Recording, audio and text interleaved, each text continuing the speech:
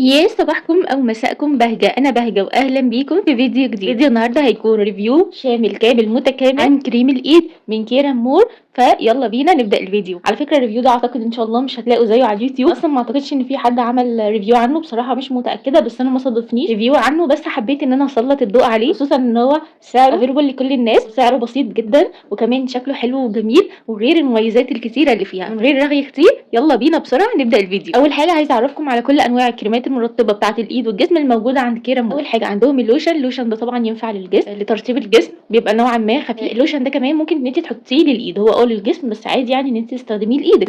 اللوشن ده يعتبر من اغلى الحاجات اللي موجوده في ترطيب الجسم، هو تقريبا بحاجه ب 70 جنيه. تاني منتج عندهم وهو زبده الجسم. الزبده دي بتنفع للايد وكمان بتنفع للجسم، في منها احجام كتير قوي، تقريبا في منها حجم صغير وحجم متوسط وحجم كبير. الزبده دي سعرها الى حد ما حلو وجميل، بصراحه من سعرها قوي، بس هحاول اكتبه لكم على الشاشه. بس سعرها برده مناسب جدا، خصوصا لو هتجيبوا الحجم المتوسط مش هيعدي ال 50 جنيه. سعره حلو جدا وبيرطب الايد حلو قوي، وهو الى حد ما قوامه متوسط. يعني انا بالنسبه لي بصراحه لترطيب الايد مش قوي مع ان هو زبده، بس هو يعني ما بين الزبده والكريم كده. انا بصراحه اللوشن ما جربتوش، بس زبده او كريم الجسم الموجود في العلبه المدوره ده جربته وعملت لكم عنه ريفيو كامل شامل، هسيبه لكم تحت في الديسكربشن. المنتج بقى اللي انا هتكلم عليه النهارده وهو كريم الايد، هم عاملينه مخصوص للايد، كمان حجمه صغير فهو للايد بس، بسيط وجميل، وهنتكلم عن كل التفاصيل فيه. فيلا بينا بقى نبدا بكل حاجه. هو ده كريم الايد من كيرا مور. اول حاجه لاحظتها فيه ان الوانهم حلوه جدا، الوانهم كلهم جيرلي قوي، تحت النفس كده. لو هتحطيهم تخيلي هتحطيهم كلهم جنب بعض على التسريحه، لونهم هيبقى تحفه وشكلهم حلو جدا وشكلهم شيك. مثلا شكل العبوه لوحدها شكله شيك جدا جدا جدا. خدت بالي ان هم بيحاولوا يقلدوا كريمات الايد الموجوده مثلا بادي وركس، نفس الشكل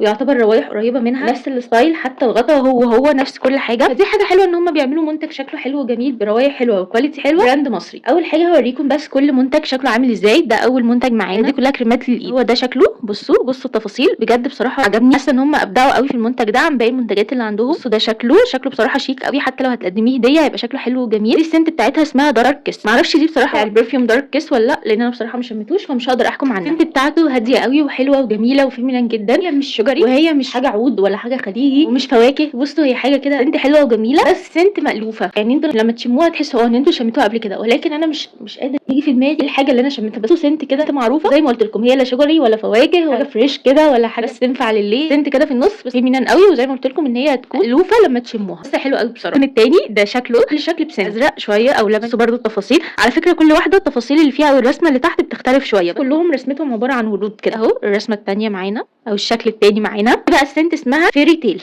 تعالوا كده نشوفها. بصوا دي بقى ايه، دي تحسوها انا شماها شويه ممكن تبقى فواكه شويه، فكرتني فيها شويه كده همسه من السنت بتاعي اللي في مود، بس مش هي قوي، بس بصراحه حلوه يعني، هي قريبه قوي قوي بتاعت مود اللي هي بالي. بتحبوا بالي اللي في مود دي شبهها جدا جدا جدا، فتحبوا قوي السنت دي. فقلنا دي كده ان هي حاجه فيمينين كده، ودي ايه تعتبر شويه فواكه، حاجه فريش كده اكتر. حلوه قوي قوي بصراحه وشبه مود جدا السنت بتاعت بالي، شبهها قوي. تالت شكل معانا اسمه سول بيوتي، فده شكله. انتوا يعني اهم حاجه تعرفوا الالوان يعني وخلاص، مش مهم شوفوا اللون اللي عجبكم الوصف بتاعه وهاتوه. عايزه بس اوريكم ان كل واحده الديزاين بتاعها مختلف. الديزاين التالت انا حابه بس في الفيديو ده اعرفكم كل حاجه عنه بحيث ان انتوا فاهمين كل حاجه فيه. هقول لكم ريحتها، وهي دي برده ريحتها فيمينين قوي، لو هرتبهم دي فيمينين خالص ورقيقه برده، مش فواكه ولا اي حاجه. تمام. دي بقى حاساها ان هي دي حلوه جدا، توب حاجه كده فيمينين شيك جميله لما تحطيها، برده شيك بس حاساها اهدى شويه. يعني هما الاثنين دول داخلين في نفس المستوى او ماشيين على نفس اللاين، المختلفه شويه شبه بالي اللي قلت لكم عليها في مود فريش اكتر، يبقى شويه فواكه او حاجه كده فريش وجميله بصراحه. فهم دول الثلاث الوان وهم دول الوصف بتاعهم. اسمها سول بيوتي، دي داركست، دي فيري تيل. ده اول حاجه اتكلمنا عنها، الشكل، اللون، الريحه. هنبدا بقى نتكلم عن اول حاجه الحجم. هم حجمهم قد ايه؟ بصوا دول حجمهم 50 مللي، وبصراحه حلوين قوي قوي وهيقعدوا معاكي شويه حلوين، مش هيخلصوا على طول. ما تقلقيش ان مثلا شكلهم صغنن، بالعكس اقول لكم ان هو زي ما قلت لكم هم 50 مللي، فيعني حجمهم حلو وجميل. اول حاجه ان شكلهم زي ما قلت لكم شيك قوي. ثاني حاجه حجمهم صغنن جدا، يعني بصوا مقارنه بايدي لا هم حجمهم صغير اصغر من كف الايد، فده خليها ان هي تتحط في الشنطه بكل سهوله، مش تاخد منك اي مساحه في الشنطه. وكمان ان العبوه بتتفتح كده، بصوا العبوه بتتفتح وبتنزل كتير. تمام انا هوريكم القوام وكل حاجه، بس ده بيخليها ان هي اولا تبقى سهل الاستخدام، لما تبقي بره على طول تفتحي وتقومي حاطه. على فكره بتبقى سهله جدا، وكمان حجمها صغير ووزنها الخفيف بيخليكي ان انت تطلعيها في اي سهوله، في مترو، في مواصلات، في شغل، في اي حته تقدري ان انت تطلعيها بسهوله بالشنطه. يعني استخدامها سهل قوي لاي حد، حتى لو في بنوته صغيره تاخدها معاها برده استخدامها هيبقى سهل قوي ليها، مش هيضايقك في اي حاجه. الحاجه القافله دي بتخلي ان البرودكت نفسه من جوه ما ينشفش او يبوظ او اي حاجه، فيقعد معاكي مده حلوه. اتكلم بقى معاكم عن قوامه. قوامه خفيف بصراحه، القوام بتاعه خفيف قوي بصوا حتى بينزل كتير لان هو خفيف. وعلى فكره الحته الصغيره دي بصوا بتفرد مكان حلو قوي بصراحه، يعني الحته الصغيره دي هي كف ايديكي، هي يعني ريحه فيري تيل دي حلوه باينه، يعني اول ما نزلت المنتج على ايدي هي الريحه باينه قوي. عارفه اوريكم القوام حلو ولا لا؟ فتعالوا نجرب في واحده تانية. بصوا تاني قوام معاهم كلهم نفس القوام خفيف قوي وبينزل على طول كده، يعني لازم ايه تتحكمي شويه لان زي ما قلت لكم الفتحه كبيره فبتنزل كتير. بصوا هو ده القوام، ميه خالص يعتبر ماشي. بصوا على طول بيتفرد في ثواني، بس انا عشان نزلت كتير ما بياخدش وقت خالص. قوامه الخفيف ده بيحسسكوا شويه ان هو ترطيبه مش قوي، هو فعلا ترطيبه مش قوي. انا بالنسبه لي بصراحه مناسب لايه؟ مناسب ان انت مثلا بره في الشارع في شغل في اي حاجه خفيفه، عايزه حاجه ما تلزقش الايد،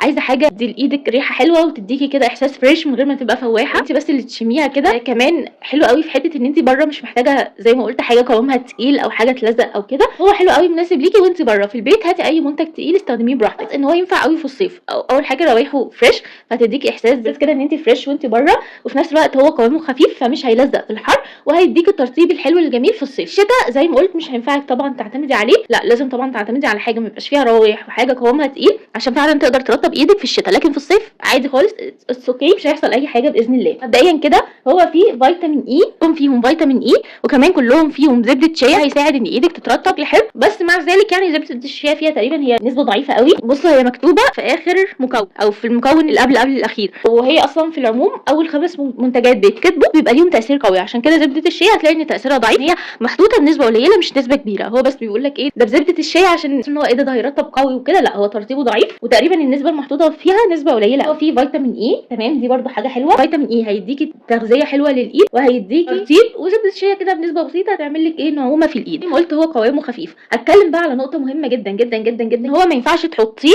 لو انت ايدك حساسه لان هو فيه عطور، ممكن يحسس ايدك لو ايدك بتتحسس من العطور. بلس ما تقدريش ان انت تحطيه لو ايدك فيها جروح فيها حبوب فيها اي حاجه، ما ينفعش ان انت تحطيه لان ده اولا كريم تجميلي فهو مش هيعالج لك كل ده، بلس عليه ان هو فيه عطور وفيه روايح فدي هتلهب ايدك جدا جدا جدا. ايدك حساسه ايدك فيها اي مشاكل ما ينفعش ان انت تحطيه خالص. اتكلم عن سعره بس سعره في الاخر. كمان عايزه اكلمكم على قلنا ان هو بيمتص بسرعه ومش بيسيب اي طبقه دهنيه ولا طبقه بيضه خالص، بعده ان ايدك ناعمه ومش ملزقه. بس عايزه اتكلم عن نقطه مهمه، هو ترطيبه زي ما قلت لكم ترطيبه سريع وضعيف مش بيقعد كتير، هي حاجه خفيفه لايت كده تستخدميها وانت بره عشان تحسي بس ان ايدك ناعمه وان انت فريش. هو بصراحه مش مناسب لو ايدك جافه جدا جدا جدا ومحتاجه حاجه تعالجها وفيها قشور والكلام ده، مش مناسب ليها لان قلت ده حاجه تجميليه ليست علاجيه. طبعا تقدري تستخدميه كل يوم على طول، بس انا بنصحكم ان انتوا تستخدموه وانتوا بره. تقريبا كل حاجه انا قلتها عليه، فاضل بس نقطه مهمه قوي ان انتوا طبعا مش هيبقى حلو ان انتوا تستخدموه قبل ما تناموا بفضل تحطوا حاجه ما فيهاش روايح. اكلمكم بقى عن اهم حاجه، عن نقطه السعر، هل هو سعره حلو ولا لا مقارنه كمان بحجمه وبالمزايا اللي فيه. اول حاجه هو سعره على الويب سايت ب 40 جنيه. انا حاسه ان سعره الى حد ما ممكن يكون غالي شويه لو انت بتدوري على نقطه الترطيب، لكن لو بتدوري على حاجه كده بكل المميزات اللي انا قلتها فسعره هيبقى لطيف وظريف. هتشتريه من المنتج بس اللي هتجيبيه، اوعي تجيبيه من الويب سايت لان اكيد سعر الشحن هيبقى معدي 30 جنيه، فانت يعتبر جايبه منتج ودافعه عليه الضعف.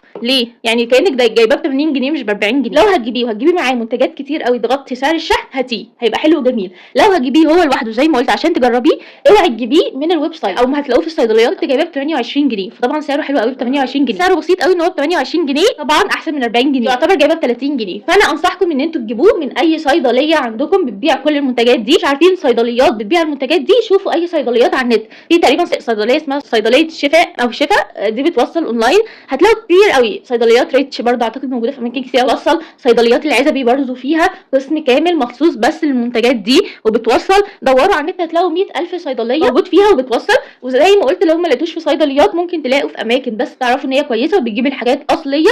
الاماكن اللي هي بتبيع مستلزمات التجميل هتلاقوه موجود فيها برضه باذن الله. زي ما قلت هو على الويب سايت ب 40 جنيه، اوعى تجيبوه من اي مكان اكتر من 40 جنيه. لو حد بيبيعه ب 41 جنيه اوعى تجيبوه، هو في اماكن ثانيه ارخص من كده، فليه لا اوعوا تجيبوه باكتر من 40 جنيه. يا ريت تدوروا على مكان يكون بيبيعه اقل من 40 جنيه. اعتقد كده انا قلت كل حاجه عنه، يا رب ما اكونش نسيت اي حاجه. وبعد ما اجربه اكتر لو في اي ابديتس طبعا هطلع اقول لكم زي ما انتم متعودين معايا. ده كان فيديو النهارده. لو فيديو النهارده عجبكم يا ريت ما تنسوش تكتبوا لي تحت في الكومنت ايه رايكم في الفيديو، ايه المنتجات اللي عايزيني اجربها. ولو الفيديو عجبكم اعملوا لي سبسكرايب عشان العالم بتاعنا يكبر. يا ريت تعملوا لي لايك وتشيروا بقى الفيديو لاي حد، وتابعوني على مواقع السوشيال ميديا انستجرام سناب شات تيك توك. اشوفكم ان شاء الله في فيديو جديد. انا بهجتكم ومع السلامه.